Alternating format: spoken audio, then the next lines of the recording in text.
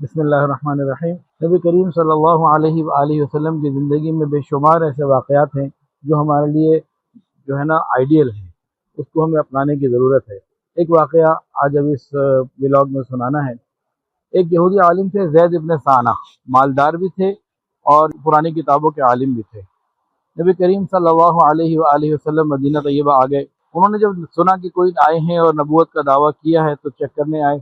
دیکھتے ہی پہچان گئے کہ ہاں یہ وہی ہیں جن کی ہماری کتابوں میں نشانیاں موجود ہیں، لیکن ایمان نہیں لائے اور کہا کہ پریکٹیکل ایک مجھے دیکھنا ہوگا، اور کچھ انتظار کرتے رہے، کیونکہ احادیث اور ان کی کتابوں میں یہ لکھا ہوا تھا کہ جاہل ان کے ساتھ جتنی جہالت کا معاملہ کریں گے، ان کا حلم، برداشت، تحمل، درگزر، معاف کرنا اتنا بڑھتا چلا جائے گا۔ اب یہ وہ چیز ہے جو عمل سے اور کسی موقع پہ، معاملے پہ پتہ چلتی ہے۔ اب وہ انتظار کرنے لگے، کوئی موقع ملے، نبی علیہ السلام کے قریب رہنے لگے، دیکھنے لگے۔ تو ایک مرتبہ ایسا ہوا، نبی علیہ السلام بیٹھے ہوئے تھے، ایک صاحب آئے، کہنے لگے کہ ہم لوگ، ہمارا قبیلہ مسلمان تو ہو گیا، لیکن فقر اور تنگی کا خوف ہے، قحط کا خوف ہے، کہیں ایسا نہ ہو کہ خرابی آ جائے، تو کچھ ہماری مالی سپورٹ کی جائے۔ نبی کریم صلی اللہ علیہ وآلہ وسلم کے پاس سیدنا علی المرتضیٰ رضی اللہ تعالیٰ عنہ موجود تھے۔ ان سے پوچھا کہ آپ کے پاس، ہمارے پاس کچھ ہے؟ کہا ہمارے پاس تو کچھ نہیں۔ زید ابن ثانہ آگے بڑھے، کہنے لگے کہ یا رسول اللہ، مجھ سے ادھار لے لیجیے۔ طے ہو گیا۔ پھر تقریباً 80 مثقال 341 گرام، آج کا تقریباً 1.5 کروڑ روپے بنتا ہے، اگر 43,000 روپے کا 1 گرام پاکستانی لگایا جائے تو ہر جگہ کا الگ ریٹ ہے، تو بہرحال آلموسٹ 1.5 کروڑ روپے کی اماؤنٹ، یا 80 مثقال یا 341 گرام سونا نبی علیہ السلام نے ان سے لیا اور سائل کو دیا، ادھر لوگوں میں تقسیم ہوا، وہ لوگ چلے گئے۔ ایک طے کر لیا کہ بھئی اتنے عرصے بعد اتنی کھجوریں آپ کو دینی ہے، وزن اور دن طے ہو گئے۔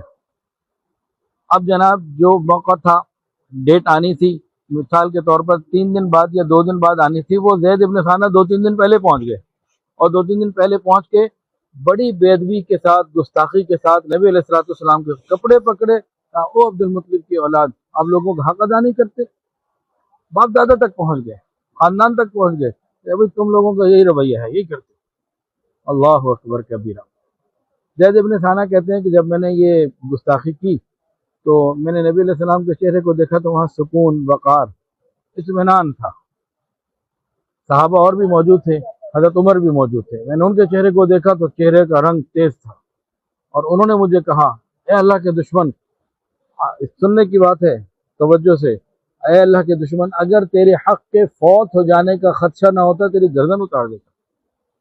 اب رسول اللہ صلی اللہ علیہ وآلہ وسلم نے عمر سے فرمایا کہ عمر، آپ کو چاہیے تھا کہ مجھے یہ کہتے کہ بھئی حق ادا کیجیے، حق ادا کیجیے، اور زید ابن ثانہ کو اس کو یہ کہتے کہ بھئی نرمی سے، طریقے سے تقاضا کرتے ہیں، ایسا نہ کرو۔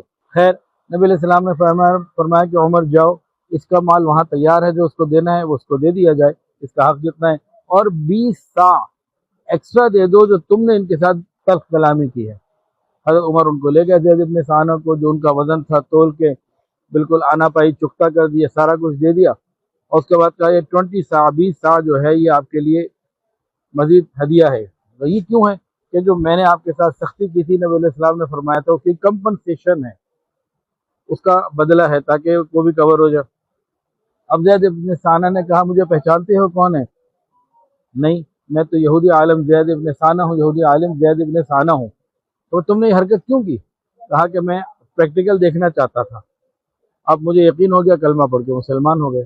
یہاں تک واقعہ مکمل ہو گیا، لیکن اس سے ہمیں کچھ اسباق لینے ہیں۔ نمبر 1، نبی کریم صلی اللہ علیہ وآلہ وسلم کی برداشت، ٹالرنس۔ اگر میرے اور آپ کے اندر، ہمارے معاشرے کے اندر یہ برداشت آ جائے تو کتنے گھر آباد رہیں، کتنے رشتے ٹوٹنے سے بچ جائیں۔ دوسری بات، حضرت عمر فاروق رضی اللہ تعالیٰ عنہ کا انتہائی غصے کے وقت میں بھی دوسرے کی حق کی ادائیگی کا اہتمام، حالانکہ سامنے والا یہودی بھی ہے، بدتمیز بھی ہے، لیکن حق کی ادائیگی کا پورا اہتمام۔ اگر میرے اور آپ کے اندر، ہمارے معاشرے کے اندر یہ آ جائے کہ دوستوں یا دشمن سب کے حقوق ادا کیے جائیں، معاشرے میں خیر پھیل جائے، کتنی برکتیں آ جائیں، اس کو ہم سوچ بھی نہیں سکتے۔ ہم تو جس سے ناراض ہوتے ہیں اس کا حق بھی دبا دیتے ہیں، اور اس میں اور اس طرح کی کئی چیزیں ہیں۔ نفسیاتی طور پر بھی ایک چیز سمجھی جاتی ہے کہ ہر ریئیکشن کا ریئیکشن ہوتا ہے، ہر رد عمل کا رد عمل ہوتا ہے، نفسیات کا اصول ہے۔ تو آگ کے اوپر آگ ڈالی جائے تو شعلے بھڑکتے ہیں، آگ پہ پانی ڈالا جائے تو آگ ٹھنڈی ہو جاتی ہے۔ ایک طرف سے سخت رد عمل تھا، سخت بات تھی، نبی علیہ السلام کی طرف سے نرم بات آئی، معاملہ حل ہو گیا۔ پھر جو تلخ کلامی حضرت عمر نے ان کے ساتھ غصہ کیا، اس کی کمپنسیشن دے دی۔ اب یہاں ہمیں کیا ملتا ہے؟ میاں بیوی آپس میں ہیں، کبھی غلطی ہو جاتی ہے، غصہ کسی کو آ جاتا ہے، کمپنسیشن دے دیں۔ ماں باپ کے ساتھ اولاد، اولاد کے ساتھ ماں باپ، بھائی بھائی، ایک دوست ایک دوسرے کے ساتھ، کبھی اگر غلطی ہو جائے تو بعد میں پھر بندہ درگزر بھی کر دے، کچھ احسان بھی کر دے، کمپنسیشن بھی دے دے۔ تو یہ وہ واقعہ ہے۔ اگر ان کی چیزوں پہ اور بھی غور کیا جائے، اور بھی چیزیں ملیں گی، اگر ہم ان باتوں کو عمل میں لے آئیں گے تو کام ہوگا۔ یہ ایک آخری بات پہ غور کر لیجئے گا۔ حضرت زید بن حسانہ کتابوں میں پڑھی ہوئی بات کو دیکھ کر مسلمان نہیں ہوئے، عمل دیکھ کر مسلمان ہوئے۔ آج ہمارے پاس کہنے کو، سننے کو، پڑھنے کو، بولنے کو علم بہت ہے، عمل دکھانے کے لیے کردار نہیں۔ سوشل میڈیا پر سب سے قدیم اور سب سے ریلائبل برانڈ www.darsequran.com